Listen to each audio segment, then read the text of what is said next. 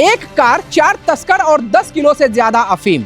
मोतिहारी में पुलिस ने ऐसा खुलासा किया जिसने नशा तस्करों के पूरे नेटवर्क की नींद उड़ा दी है। NH-27 पर चल रहे इस गुप्त ऑपरेशन में जो मिला उसे देखकर पुलिस अधिकारी भी हैरान रह गए। आखिर कहां जा रही थी यह बड़ी खेप, कौन है इस खेल का मास्टरमाइंड और क्यों अब कई जिलों में मच गया है हड़कंप। पूरी खबर हम आपको डिटेल्स में बताएंगे, लेकिन इससे पहले आप इस खबर को कहां से देख रहे हैं, अपने गांव या शहर का नाम हमें कमेंट करके बताइए। मोतिहारी पुलिस ने मादक पदार्थ तस्करों के खिलाफ बड़ी कार्रवाई करते हुए अंतर्राज्यीय गिरोह का पर्दाफाश किया है। पुलिस ने STF की मदद से डुमरिया घाट थाना क्षेत्र में छापेमारी कर 10.54 किलोग्राम अफीम जैसा मादक पदार्थ बरामद किया है। इस दौरान 4 तस्करों को गिरफ्तार किया गया है। गिरफ्तार आरोपियों से पूछताछ के आधार पर पुलिस अब पूरे नेटवर्क की कड़ियां जोड़ने में जुटी है। पुलिस के अनुसार यह गिरोह झारखंड और बिहार के अलग अलग जिलों में फैला हुआ है। तस्कर कार के जरिए मादक पदार्थ की खेप एक जगह से दूसरी जगह पहुंचाने का काम कर रहे थे। समय रहते मिली गुप्त सूचना के आधार पर पुलिस ने कार्रवाई करते हुए बड़ी खेप को पकड़ लिया। पूर्वी चंपारण पुलिस कप्तान स्वर्ण प्रभात ने बताया कि पुलिस को गुप्त सूचना मिली थी कि डुमरिया घाट थाना क्षेत्र के NH-27 स्थित नरसिंह बाबा मंदिर के पास एक सफेद रंग की अर्टिगा कार से भारी मात्रा में मादक पदार्थ की तस्करी की जा रही है। सूचना की गंभीरता को देखते हुए SP के निर्देश पर पुलिस टीम और STF की संयुक्त टीम बनाई गई, जिसके बाद चिन्हित स्थान पर निगरानी शुरू की गई। जैसे ही संदिग्ध कार वहां पहुंची, पुलिस की टीम ने घेराबंदी कर उसे रोक लिया। कार की तलाशी लेने पर उसमें छिपा कर रखा गया 10.54 किलोग्राम अफीम जैसा मादक पदार्थ बरामद हुआ। पुलिस ने मौके से 3 तस्करों को गिरफ्तार कर लिया। गिरफ्तार आरोपियों की पहचान झारखंड के चतरा जिले के रहने वाले 21 वर्षीय साजन कुमार यादव और 24 वर्षीय मुन्ना कुमार यादव के रूप में हुई है। वहीं तीसरा आरोपी गया जिले का 27 वर्षीय अनुज कुमार साव बताया जा रहा है। पुलिस ने बताया कि प्रारंभिक पूछताछ में आरोपियों ने कई अहम जानकारियां दी हैं। इसके आधार पर पुलिस ने आगे की कार्रवाई करते हुए उस व्यक्ति तक पहुंचने की कोशिश शुरू की है जो खेप को सप्लाई कर रहा था। तीनों आरोपियों से पूछताछ में मिली जानकारी के आधार पर पुलिस ने गोविंदगंज थाना क्षेत्र में छापेमारी की। वहां सरैया खास स्थित एक घर से मुख्य सप्लायर जितेंद्र चौधरी को गिरफ्तार किया गया। पुलिस के अनुसार जितेंद्र चौधरी इस पूरे नेटवर्क में अफीम की सप्लाई करने का काम करता था। अब पुलिस उससे पूछताछ कर यह पता लगाने की कोशिश कर रही है कि यह खेप कहां से लाई गई थी और इसे कहां पहुंचाया जाना था। मोतिहारी पुलिस अब गिरफ्तार आरोपियों के मोबाइल नंबर, संपर्क सूत्र और पुराने रिकॉर्ड को खंगाल रही है। पुलिस को आशंका है कि इस गिरोह में कई और लोग शामिल हो सकते हैं। SP स्वर्ण प्रभात ने बताया कि मादक पदार्थ तस्करी से जुड़े किसी भी व्यक्ति को बख्शा नहीं जाएगा। पुलिस यह पता लगाने में जुटी है कि गिरोह का नेटवर्क किन किन जिलों और राज्यों तक फैला हुआ है। इस मामले में डुमरिया घाट थाने में प्राथमिकी दर्ज कर ली गई है। गिरफ्तार आरोपियों के खिलाफ कानूनी कार्रवाई शुरू कर दी गई है। पुलिस प्रशासन का कहना है कि जिले में अवैध मादक पदार्थों के कारोबार पर रोक लगाने के लिए लगातार अभियान चलाया जा रहा है। आने वाले दिनों में भी इस तरह की कार्रवाई जारी रहेगी ताकि युवाओं को नशे की जाल से बचाया जा सके और तस्करी करने वाले गिरोहों पर शिकंजा कसा जा सके। एक यूनिट खून किसी के लिए नई जिंदगी बन सकता है और इसी मानवता के संदेश के साथ विश्व रक्तदाता दिवस के अवसर पर मोतिहारी रेड क्रॉस और स्थानीय रक्तदान संस्थाओं के संयुक्त तत्वाधान में शनिवार को रक्तदान शिविर का आयोजन किया गया। शिविर में बड़ी संख्या में युवाओं ने बढ़ चढ़कर हिस्सा लिया और जरूरतमंद मरीजों की मदद के लिए स्वेच्छा से रक्तदान किया। कार्यक्रम में मुख्य अतिथि के रूप में इंडियन मेडिकल एसोसिएशन बिहार के प्रदेश अध्यक्ष डॉक्टर आशुतोष सरन शामिल हुए। वहीं कार्यक्रम के संयोजक डॉक्टर सुनील कुमार ने शहर की प्रमुख रक्तदाता संस्थाओं को एक मंच पर लाकर अधिक से अधिक रक्त संग्रह सुनिश्चित करने का प्रयास किया। शिविर में कई नियमित रक्तदाता भी शामिल हुए, जिनमें कुछ लोग ऐसे भी थे जिन्होंने अब तक 67 बार रक्तदान कर दिया है और 101 बार रक्तदान करने का लक्ष्य लेकर आगे बढ़ रहे हैं। इस अवसर पर डॉक्टर आशुतोष सरन ने उत्कृष्ट रक्तदाताओं को IMA की ओर से सम्मानित किया और कहा कि रक्तदान के बिना कई मरीजों का जान बचाना मुश्किल हो जाता है। उन्होंने कहा कि रक्तदान सबसे बड़ा मानवीय योगदान है और भारत चिकित्सा पर्यटन के क्षेत्र में भी लगातार नई ऊंचाइयों को छू रहा है। कार्यक्रम के दौरान रक्तदाताओं के उत्साह और समाज सेवा की भावना ने यह संदेश दिया कि किसी की जिंदगी बचाने से बड़ा कोई दान नहीं होता है। आज समय आया है जब हम डॉक्टर इनको सम्मानित कर रहे हैं। शायद पहली बार ऐसा नहीं हुआ था कि रेड क्रॉस में वर्ल्ड डोनर्स डे में डॉक्टर लोग खुद आके सम्मान करें।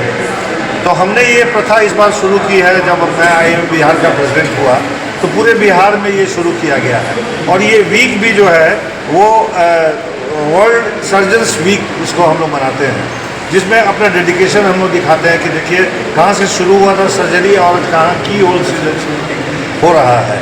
लेकिन ये तभी संभव है जब आपके ऐसे डोनर्स आगे बढ़ के आते हैं और रक्तदान करके बड़े से बड़े सर्जरी को सफल बनाते हैं। भारत ऐसा देश है जो विश्व में अभी भी जहां वेटिंग नहीं है पेशेंट का, 18 से 20 हज़ार लोग लंदन में वेटिंग है 3 साल से, जिनका इलाज नहीं हुआ है, ऑपरेशन नहीं हुआ है। तो अब मेडिकल टूरिज्म के क्षेत्र में भी भारत अग्रणी है।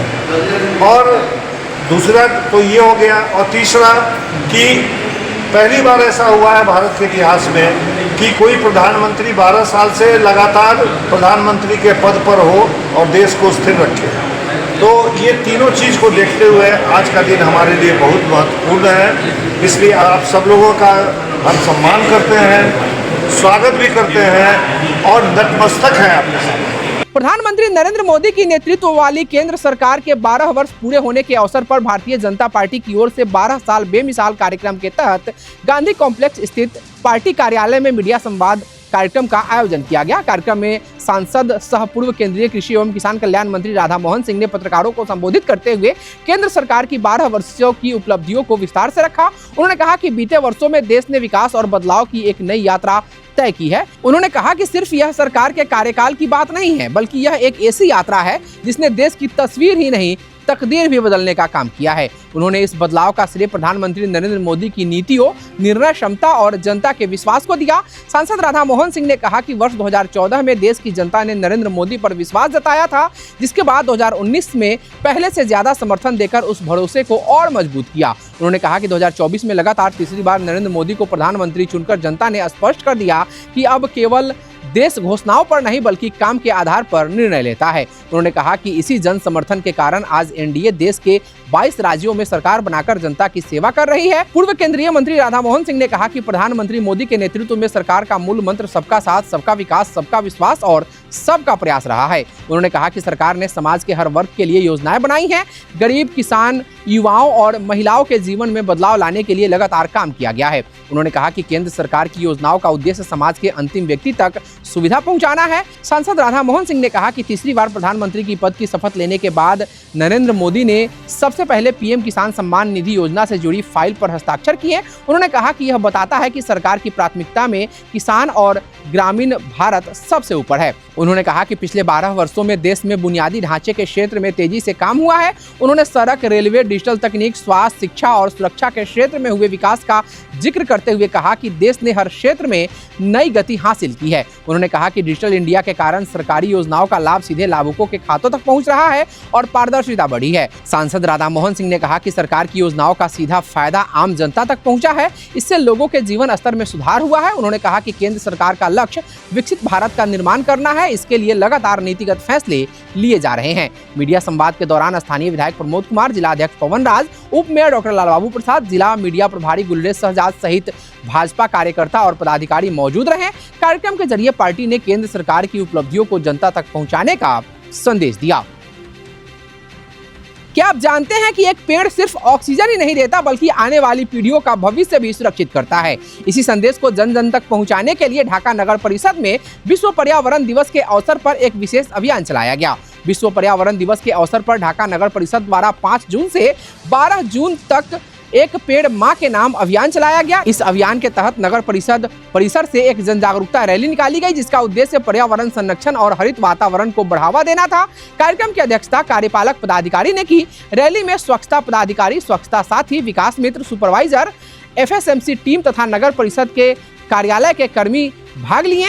इस दौरान लोगों को अधिक से अधिक पौधे लगाने और उसकी नियमित देखभाल करने के लिए प्रेरित किया गया। वक्ताओं ने कहा कि पर्यावरण को सुरक्षित रखने के लिए प्रत्येक व्यक्ति को अपनी जिम्मेदारी समझनी होगी और कम से कम एक पौधा अवश्य लगाना होगा। पौधारोपण के माध्यम से स्वच्छ एवं स्वस्थ पर्यावरण का संदेश दिया गया तथा उपस्थित लोगों ने पर्यावरण संरक्षण के प्रति सामूहिक जिम्मेदारी निभाने का संकल्प लिया। नगर परिषद के सभापति इम्तियाज अख्तर और उप सभापति साजिद अनवर ने भी लोगों को हरियाली बढ़ाने और पर्यावरण बचाने की अपील की। कार्यक्रम का समापन स्वच्छ ढाका सुंदर ढाका के संकल्प के साथ संपन्न हुआ। शहर को स्वच्छ और हरा भरा बनाने का संकल्प लेकर काम कर रही ग्रीन एंड क्लीन संस्था ने एक बार फिर समाज सेवा और पर्यावरण संरक्षण के प्रति अपनी प्रतिबद्धता को दोहराया है। मोतिहारी शहर की प्रसिद्ध सामाजिक संस्था ग्रीन एंड क्लीन के वार्षिक बैठक एवं सम्मान समारोह का भव्य आयोजन शहर के एक निजी सभागार में किया गया। जहां बड़ी संख्या में संस्था के सदस्य, समाजसेवी और गणमान्य लोग मौजूद रहे। कार्यक्रम का उद्घाटन सकरा विधायक आदित्य कुमार एवं सुगौली विधायक बबलू गुप्ता ने संयुक्त रूप से दीप प्रज्वलित कर किया। इस दौरान संस्था द्वारा बीते वित्तीय वर्ष में किए गए कार्यों, उपलब्धियों और विभिन्न सामाजिक अभियानों की विस्तृत समीक्षा की गई तथा आने वाले समय की योजनाओं पर भी विस्तार से चर्चा की गई। बैठक के दौरान नए सत्र के लिए संगठनात्मक चुनाव की प्रक्रिया पूरी की गई, जिसमें सर्वसहमति से सुमित कुमार को ग्रीन एंड क्लीन संस्था का नया अध्यक्ष मनोनीत किया गया। इस अवसर पर संस्था के उत्कृष्ट कार्य करने वाले पदाधिकारियों और सदस्यों को सम्मानित कर उनके योगदान की सराहना की गई।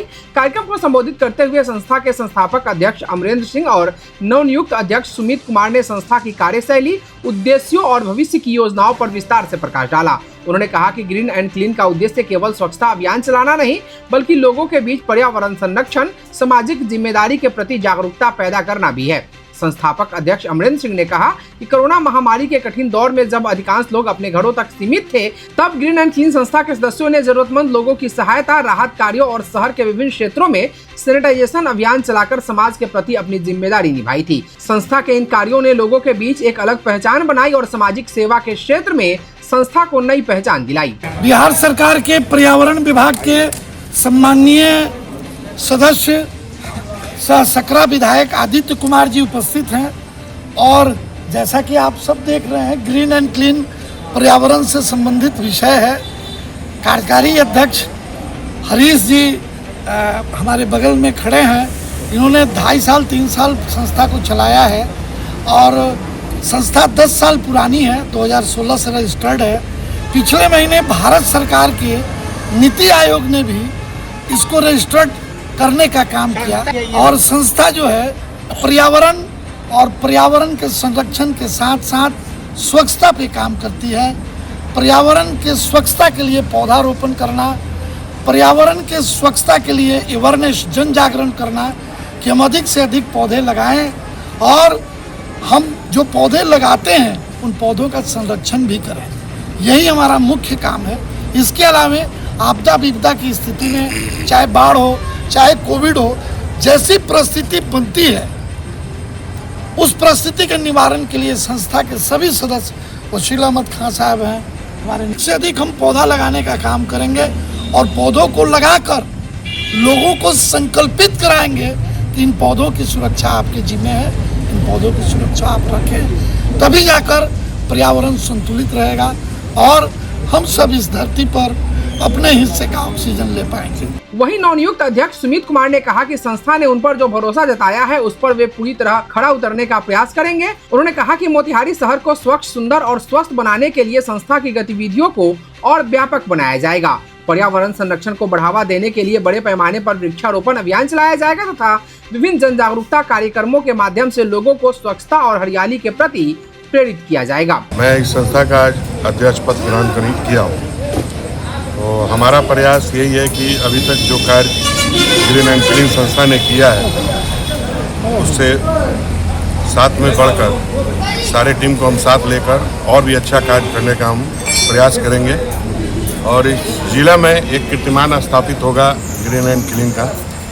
पर्यावरण के माध्यम से जो भी कार्य होगा, सामाजिक क्षेत्र में जो भी कार्य होगा, उसके लिए मैं हमेशा तत्पर रहूँगा। आने वाले विजन हमारा 2 चीज़ें, एक हरियाली को लेकर हमारा प्रयास है कि मैं अपने कार्यकाल में कम से कम 10,000 वृक्ष लगाने का कार्य करूँगा और एक मतलब क्या बोलते हैं उसको, एक कार्यक्रम चलाऊँगा सिविक सेंस को लेकर। मोतिहारी में यत्र तत्र कूड़ा फेंकना, छत से कूड़ा फेंकना गंदगी का सबसे बड़ा कारण वो भी है। नगर निगम हो या नगर पालिका, वो अपना कार्य करता है, लेकिन उसके बाद जो लोग कूड़ा फेंकते हैं उनको समझाने का पंपलेट के माध्यम से, बैनर के माध्यम से इस कार्यक्रम को भी हम लोग आगे बढ़ाएंगे अपने नए युवा साथियों के साथ। कार्यक्रम में उपस्थित लोगों ने भी संस्था के कार्यों की सराहना करते हुए इसे समाज और पर्यावरण के लिए एक सकारात्मक पहल बताया। कुल मिलाकर ग्रीन एंड क्लीन संस्था की यह वार्षिक बैठक केवल नए अध्यक्ष के चयन तक सीमित नहीं रही, बल्कि मोतिहारी को स्वच्छ, सुंदर और पर्यावरण के अनुकूल शहर बनाने के संकल्प को और अधिक मजबूत करने का माध्यम भी बना। पूर्वी चंपारण के बंजरिया प्रखंड के सिंघिया सागर गांव से एक बेहद दुखद खबर सामने आई है, जहां सर्पदंश से 15 वर्षीय किशोर प्रमीत कुमार की मौत हो गई। मृतक प्रमीत कुमार सिंघिया सागर वार्ड नंबर 3 निवासी रमेश शाह के पुत्र थे। बताया जाता है कि प्रमीत कम उम्र में ही अपने पिता का सहारा बन चुके थे। सोमवार की शाम करीब 6:30 पर एक जहरीले सांप ने उन्हें डस लिया। सर्पदंश की जानकारी मिलते ही परिजन और स्थानीय लोग आनन फानन में उन्हें इलाज के लिए मोतिहारी सदर अस्पताल लेकर पहुंचे, लेकिन डॉक्टरों ने जांच के बाद उन्हें मृत घोषित कर दिया। प्रमीत की असामयिक मौत से परिवार पर दुखों का पहाड़ टूट पड़ा। मृतक के पिता रमेश शाह साइकिल का पंचर बनाकर परिवार का भरण पोषण करते हैं। बेटे की मौत के बाद परिजनों का रो रो कर बुरा हाल है। वहीं पूरे सिंघिया सागर गांव में शोक की लहर दौड़ गई है। एक मेहनती और ईमानदार किशोर की इस तरह अचानक हुई मौत से हर कोई स्तब्ध है।